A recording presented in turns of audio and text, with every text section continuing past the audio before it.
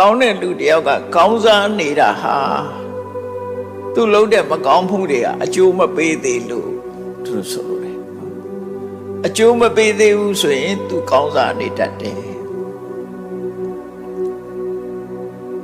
ပါဘောပိပတ္တိဖတ္ထရာယဝပပန္နပစ္စတိမကောင်းတဲ့လုပ်ရတွေကမရင်းကျက်သေးဘူးမကြွားမဖြစ်သေးဘူးနော်အကျိုးပေးဖို့ချိန်မတန်သေးဘူးဆိုလို့ရှိရင်သူဟာအကောင်းနဲ့ကြုံတွေ့နေတတ်တယ်အဲ့ဒီအကောင်းနဲ့ကြုံတွေ့နေခြင်းဒီသူမကောင်းတာလုပ်လို့ကြုံတွေ့ရတာမဟုတ်ဘူးတဲ့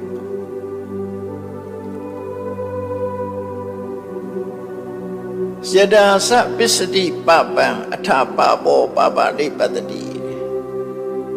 အေး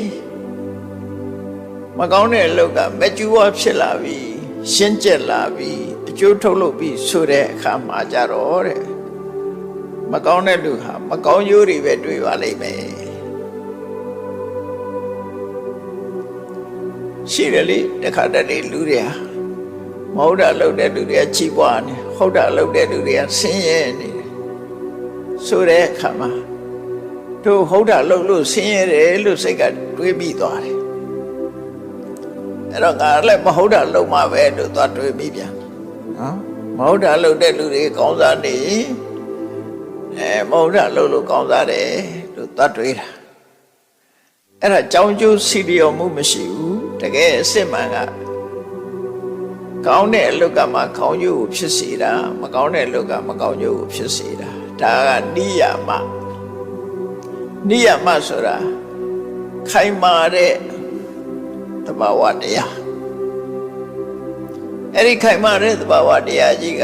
လမ်းကြောင်းလွှဲပြီးတော့မကောင်းတာလုပ်ပြီးကောင်းစားနေတယ်ကောင်းတာလုပ်ပြီးမကောင်းစားဘူးဆိုတာ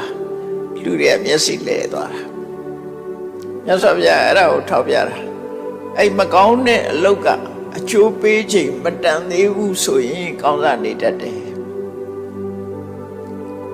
မကောင်းတဲ့အလုပ်အကျိုးပေးပြီဆိုတဲ့အခါကျခံမရောတို့ဆိုလို့တယ်ဘယ်ဟာပဲဖြစ်ချိန်ဆိုတာရှိတယ်လေတတိတောင်မှအချိန်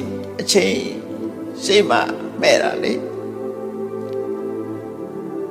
အခုတည်းပင်ကတည်းတီးတွေတီးနေတယ်ဆိုတော့ပုံမှန်ပြေပါဆိုရင်စတီးလာပြီတည်းကင်းလေးတွေပေါ်လာပြီ